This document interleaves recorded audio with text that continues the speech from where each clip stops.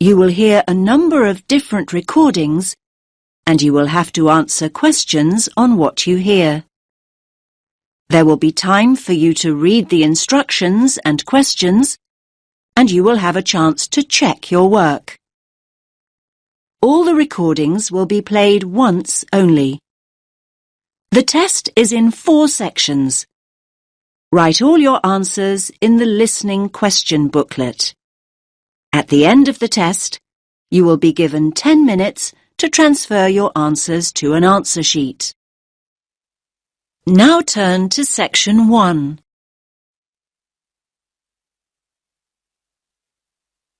You will hear 2 students talking about libraries. First, you have some time to look at questions 1 to 5.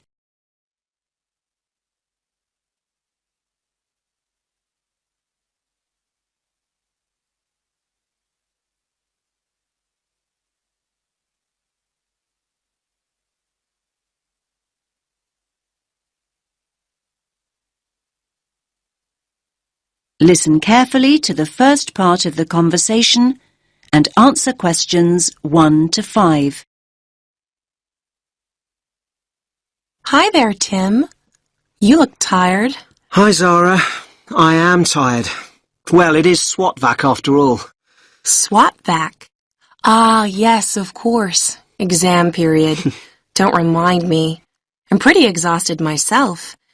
I'm finding it very difficult to study. It's so noisy where I live. I can't concentrate with all that traffic outside.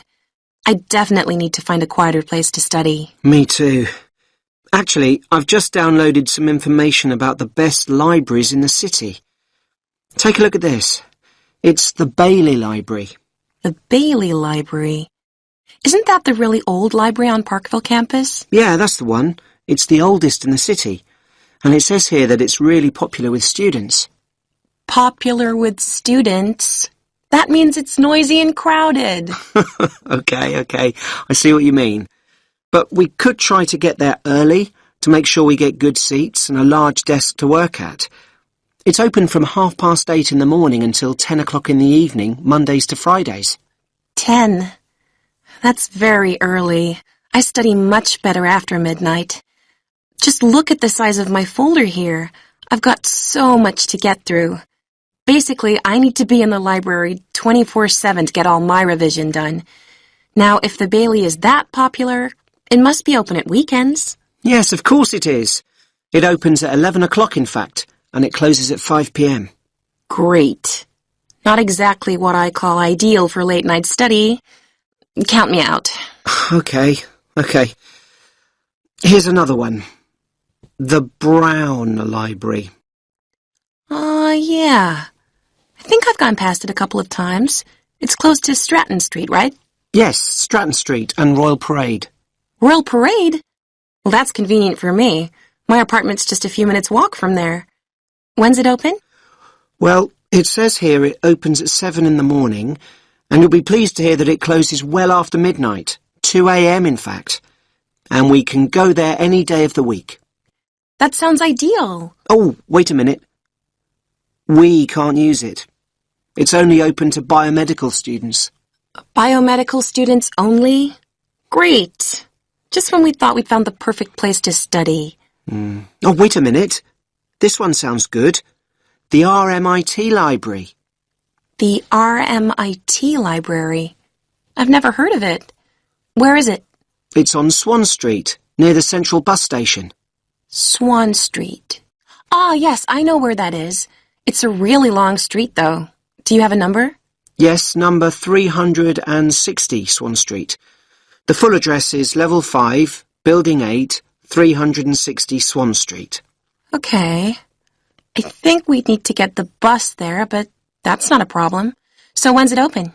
It's open from 10 till midnight on weekdays. And what about weekends? 10 in the morning, but it closes at 6 o'clock on Saturdays and Sundays. But listen, it says here it has excellent computer and internet facilities.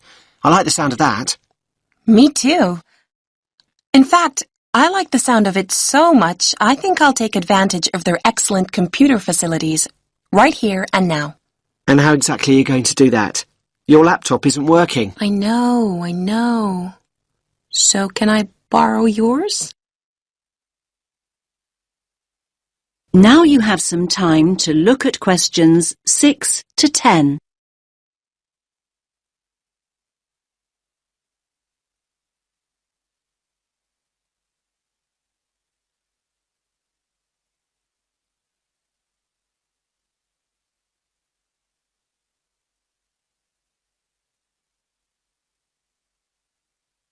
Now listen to the rest of the conversation and answer questions 6 to 10.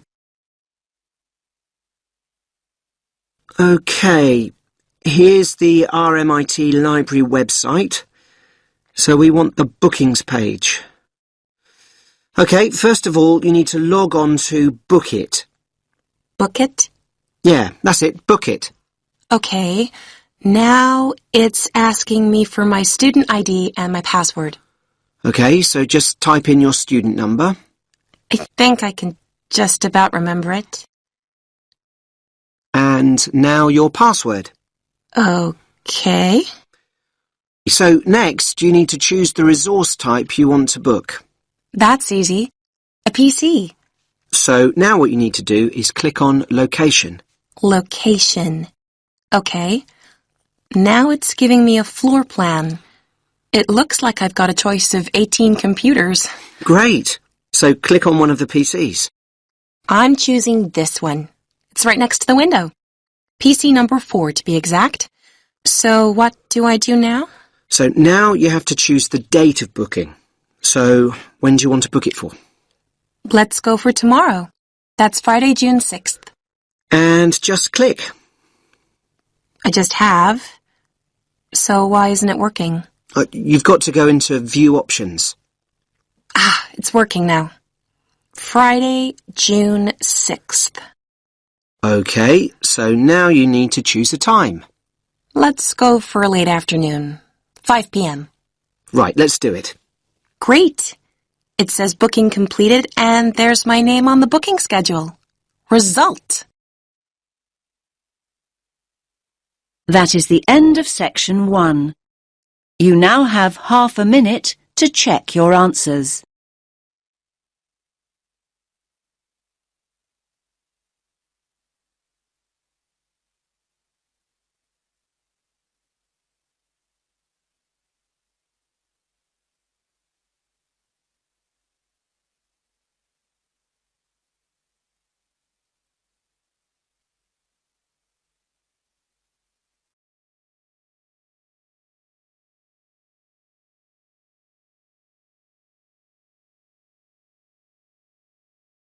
Now turn to section 2.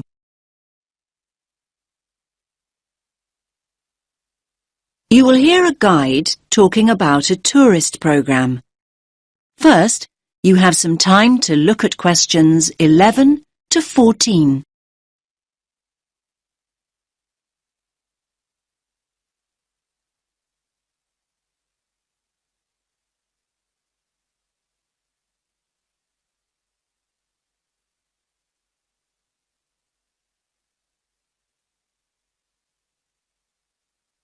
Listen carefully to the first part of the talk and answer questions 11 to 14. Welcome to all of you. Can everyone see me and hear me? Good. My name's Kathy, and I'm here to tell you about the special programme of events going on here at the Royal Observatory. Yes, it's Doors Open Day here in Edinburgh, and we're delighted that you have chosen to make this very special building part of your own Open Doors Day experience. Now, I'll make a start with giving you some background information about the Doors Open event. Doors Open takes place every year in September, and the observatory is one of the many buildings, 112 of them in fact, that open their doors to visitors for one weekend. And yes, there's absolutely no charge. It's all completely free. The observatory has been involved in this event for more than 20 years. And every year, we attract more and more visitors, like you, who want to find out more about great buildings in the city. And hopefully, you'll leave with a better understanding of the universe too. OK, now let's run through today's programme of events. There are many activities to choose from, so make sure you make the most of your visit. Now, there will be planetarium shows throughout the day. Now, these will run 4 times, both today and tomorrow, Sunday. These are popular, so please note that we're operating a booking system for these shows. Tickets for the 2 shows we're running this morning, the first showing at 10:30 and the second at 11:30, will be available on a first-come, first-served basis here at the information point. Tickets for the 2 afternoon shows at 2 p.m. and then at 3 p.m. will be released later on at midday. So booking is essential as spaces go very quickly. Now you have some time to look at questions 15 to 20.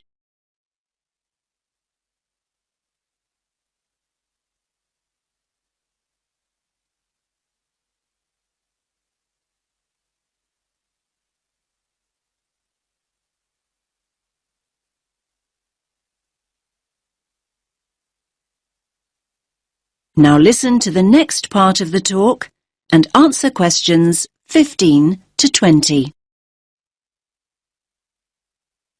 We also have some special tours of the observatory available. These include a tour of the telescope dome, and visitors will even have the opportunity to get onto the roof. I hope that those of you who are interested are wearing your most comfortable shoes and that you can keep up the pace. It will be worth the effort of climbing all these stairs. You'll have stunning views over the city when you reach the top. Now, for those of you who want to take things at a more leisurely pace, there will be an opportunity to visit the Crawford collection and learn about the instruments that have been built here, and there will also be some items from the collection on view. For those of you who don't already know, the Crawford collection is an astronomical library. And not only that, it ranks as one of the most important astronomical libraries in the world. You are promised a real treat here. And it's great to have so many younger visitors here today. Now, we have a craft workshop for children here in the visitor centre where they can make their very own model of a telescope and colour their very own planet. Please note that all children must be accompanied by an adult. So, as you can see, it's a pretty full timetable and there's a lot going on. Now, any questions? That is the end of section 2. You now have half a minute to check your answers.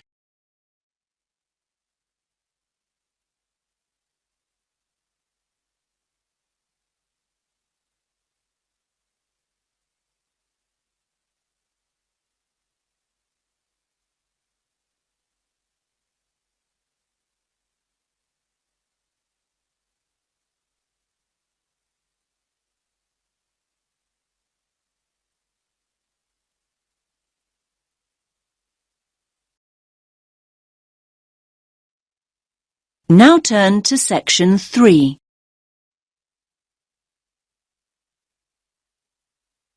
You will hear 3 students discussing the issue of waste deposited in space. First, you have some time to look at questions 21 to 23.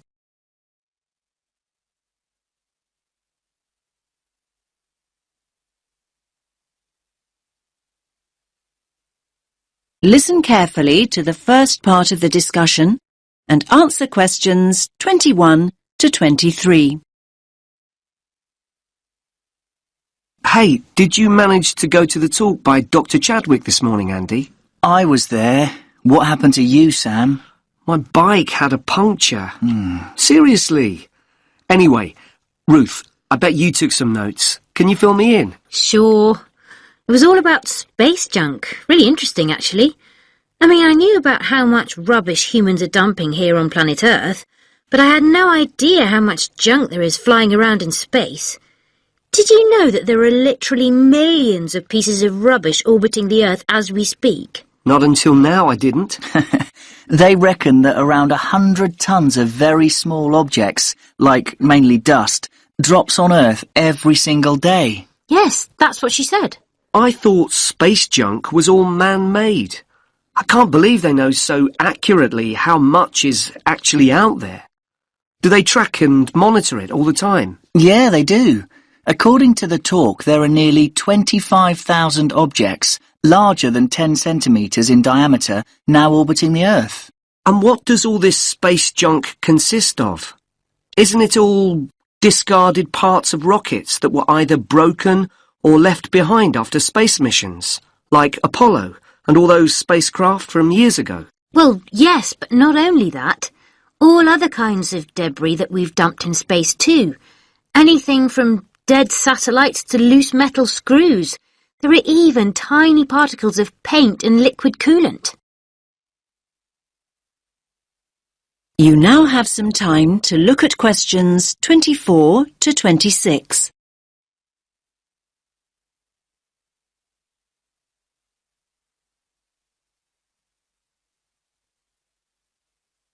Now listen to the next part of the discussion and answer questions 24 to 26. So who is to blame for depositing all this rubbish? Where does it come from? Well, I knew you were going to ask me that, Sam, so hang on. You can take some of my notes if you like. Thanks a lot. That's really helpful. Here, look. Over a third, 37% to be exact, comes from Russia. But other countries are close behind. Another third, well, just under actually, 29% is from America, and then 28% is from China. Yes, but other countries, like India, are adding to the rubbish pile. And don't forget the European Space Agency also has spacecraft in orbit. That's true. We're talking serious space junk here. Pretty serious, I'd say.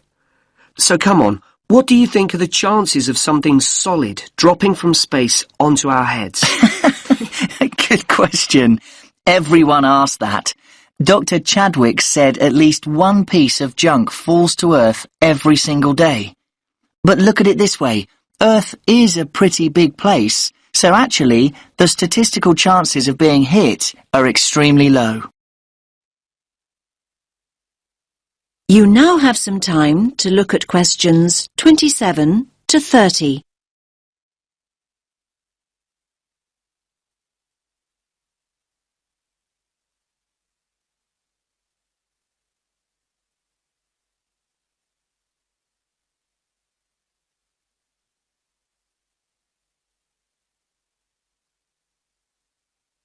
Now listen to the rest of the discussion and answer questions 27 to 30. So are you saying I'm more likely to win the lottery? Well, just think about it. 2/3 of the Earth is ocean. That's true. But in time, almost all these pieces of rubbish will fall to Earth because the object's orbit is decreased by its gravitational pull. But the good news is that they don't cause any serious damage. You know, they can't actually survive the heat generated on re-entry. They simply burn away. But that's not always the case. There are exceptions. Chunks of the United States UARS satellite recently fell into the Pacific Ocean. The UARS satellite? It was this 6-ton satellite launched by the Space Shuttle Discovery way back in 1991.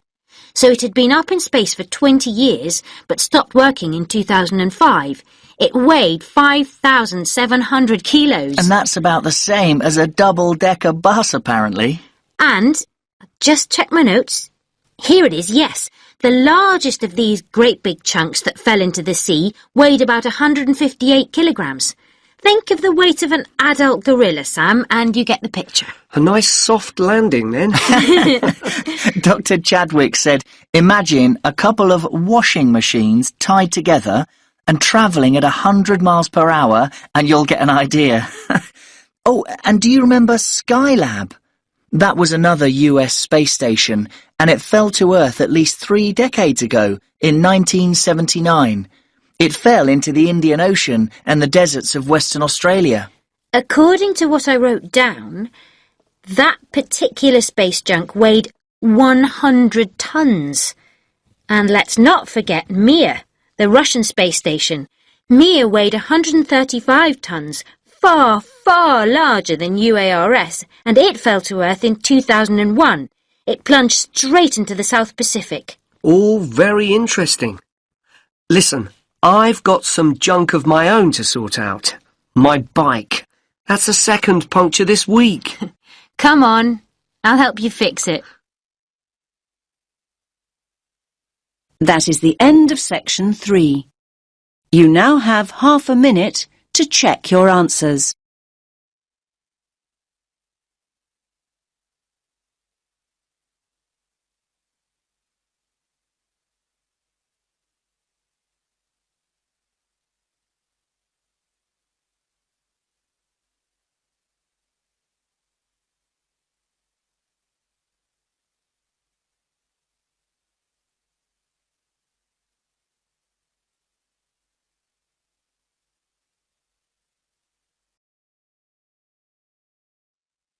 Now turn to section 4.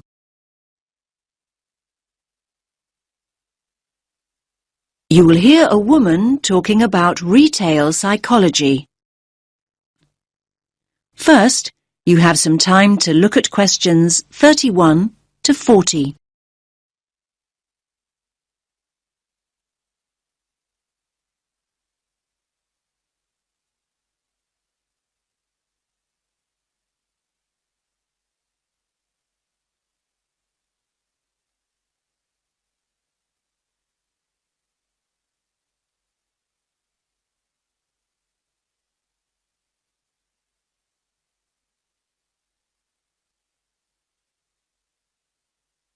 Listen carefully to the talk and answer questions 31 to 40. Hello everyone. Let's get started on the final lecture in our module on retail psychology. Today we're going to focus on supermarket layouts and how retailers display their products to encourage us as customers to spend as much of our money as possible. It's an interesting topic.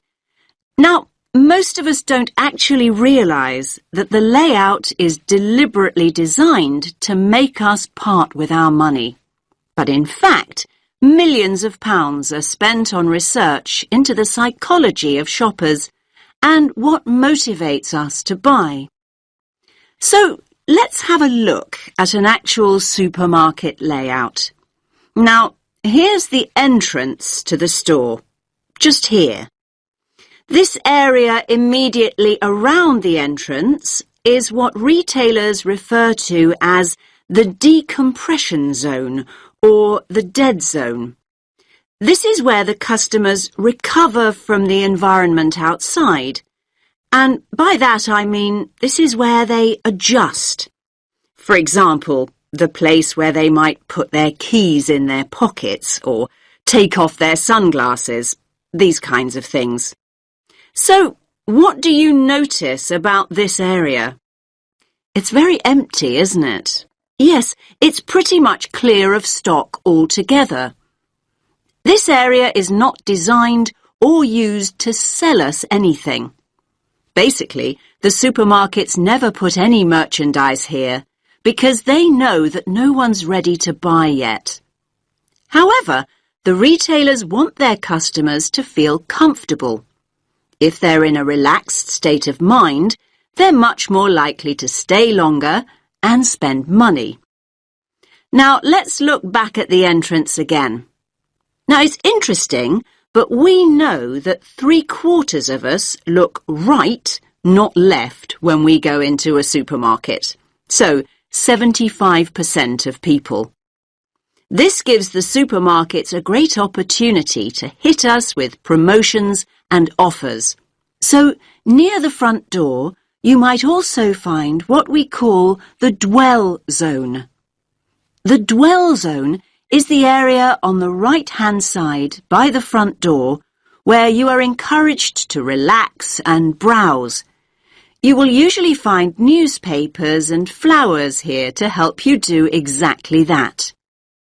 Moving on from the dwell zone, we come to the power aisle. Basically, it's the main route customers return to after venturing into nearby aisles. And so this is the area of the supermarket where the strongest offers are displayed. So, you might see a sign that reads barbecue time, and you'll see all the items you could possibly need for a barbecue. The charcoal, the sauces, the skewers and the drinks, everything you need, all in one place. Were you planning a barbecue before you went shopping? Do you even have a garden? Yes, the power aisle has a very powerful effect on sales, even though most of us don't even realize we are being sold to here.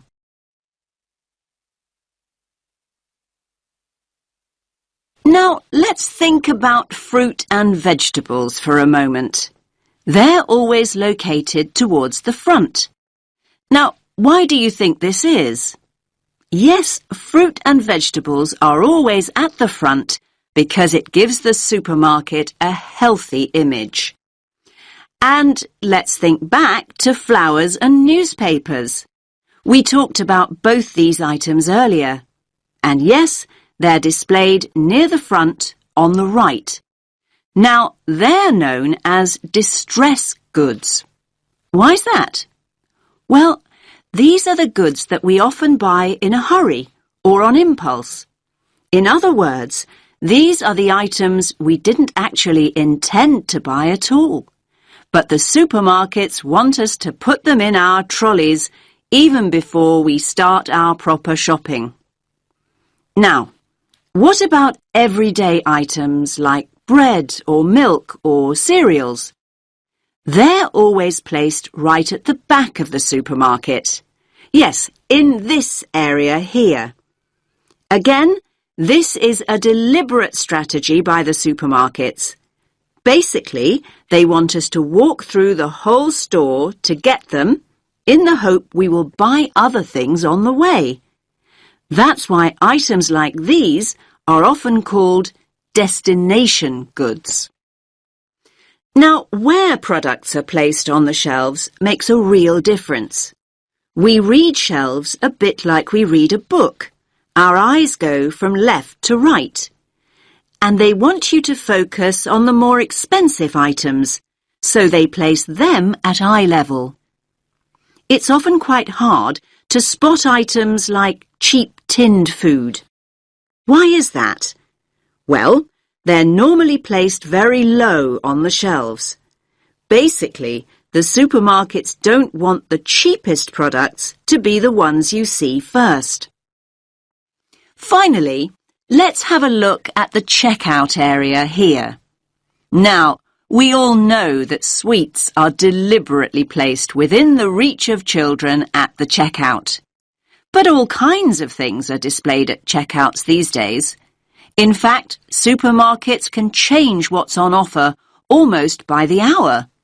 It's a quick and easy way for them to rotate their stock. So, if the sun comes out, the checkout is an ideal place to display sunglasses.